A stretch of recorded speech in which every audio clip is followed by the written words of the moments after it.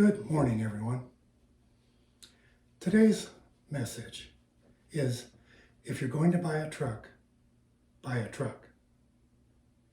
Now, another way to look at that might be, you get what you pay for. A lot of times in life, we look to get a good deal on something, maybe pay less for something and get a more quality product. But 9 times out of 10, most of the time, you get what you pay for. If you want higher quality, it will cost more. If you want lower quality, you can pay for that as long as you know what you're getting. And that's totally fine. It's important that you understand and then get those things that you're looking for. For example, if you are traveling somewhere and you want to stay in an inexpensive place, so you decide on a youth hostel or some other hostel, as long as you understand that it's a shared space, you won't have privacy, you'll be sharing facilities, and it'll be different. It's not a hotel. Likewise, if you travel on an airline and you get really inexpensive tickets, there'll be restrictions on those tickets. Certain days you can fly, perhaps certain seats you can sit in, and things like that. Totally fine, as long as you understand what you're getting. So that's how it is in life, is that if you want something of higher quality, it usually costs more money. So here's my advice. Don't be the person who pays a little for something and then complains because it's not a lot. Don't be that person. Be the person who does the research, understands what they're getting, makes a decision, and then purchases that. You'll have much less stress in your life and you'll be a much happier person. Now, back to trucks. If you're going to buy a truck, buy a truck. In this country, the United States, really leaves you only one option, and that's a Ford. There's a reason that the Ford F-Series truck is the #1 seller in this country, year in and year out. In fact, one truck, the Ford F-150, has been the #1 bestseller for over 40 years. That's longer than your parents have been alive. There's a reason for that. There's a lot of other vehicles out there that look like trucks. They're not trucks, they're cars. There's only one truck. They've been making the Ford truck since 1917. The first model, the Ford TT, Model TT, was the first pickup truck. And it continues to be the predecessor to the F-Series truck today. So my advice, don't be deceived. If you want to buy a truck, buy a truck. If you want a car, there's plenty of options out there. And be happy with that. Like we said, you get what you pay for. Be happy with a car. You could get a Chevy Silverado or a Ram pickup, even a Toyota Tacoma. Those are fine vehicles. They're not trucks. So keep that in mind as you go forward in life. Which brings me to this. When I was your age and younger, I watched a show called The Jetsons, where everyone on the show had a space car. They flew around on the show in a car that was not touching the ground. It was more or less a spaceship. I thought when I got to be your age, that's what I'd be doing. But I'm still driving the same type of vehicle, internal combustion engine, that was being used when I was your age. So perhaps in the future we'll have something different. Perhaps we'll have something better.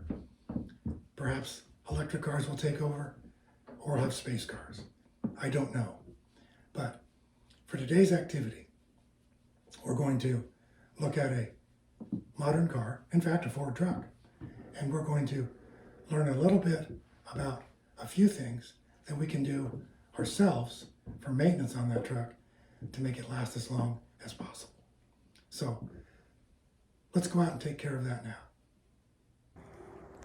Well, there it is, the best-selling truck in America for over 40 years. Ford F-150. Now first, we're going to open the hood on the truck.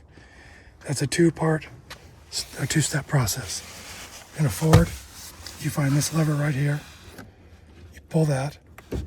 That releases the safety catch.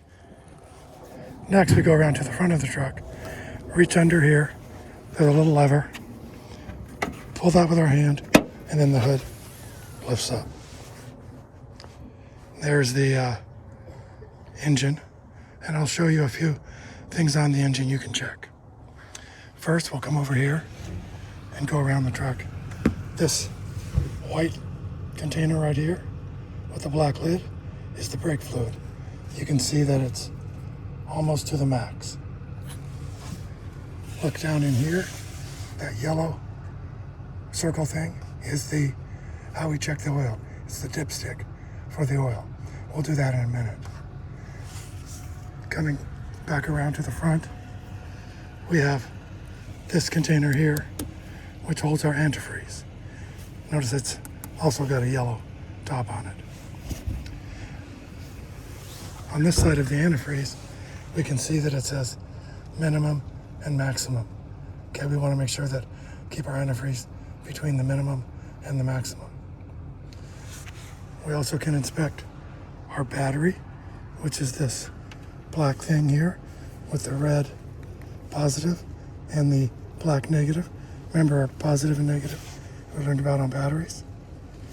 And then finally, something else we can check is the blue lidded container here. Get my shadow out of there, which is our windshield and back shield washer fluid. To check the oil, remember the yellow thing? We're going to reach down in there and pull it out.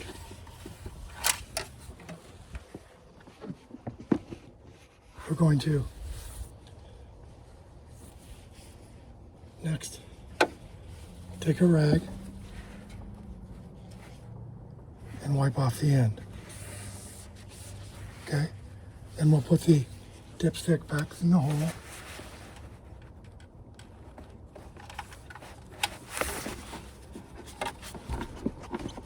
We'll slide it back in all the way. Then we'll pull it out and check the oil level. Now, we want the oil level on this dipstick to be between the two circles.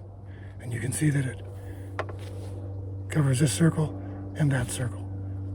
Okay, it's a little hard to hold still for some reason. So we see we have enough oil. So now we'll show you how to check the air in your tires. Every tire has this little valve thing sticking out here. You see that? The valve stem.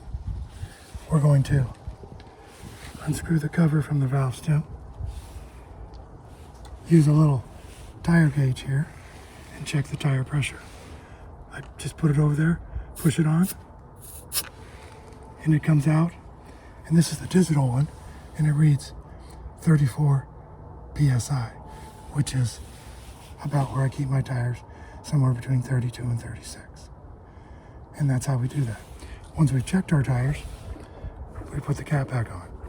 Now, if that tire had been lower than 32, then I would have wanted to add air to the tire, either at a gas station or some other place, convenience store, that had air available. That's it. Showed a few things here. Remember, if any of your fluids are ever low, add more to it so that it gets to the proper level between minimum and maximum, and then you'll always have a car that's in the best running shape you can get. Don't forget the air in your tires. So, what did you think? Did you learn a few things? Hopefully you did. Don't know again if those kind of, or my kind of car, my kind of truck, will be around when you're my age, but maybe they will. And if they are, you'll know a few things about them. Well, that's it for today. This is Papa Steve's Workshop, and I'm Papa Steve.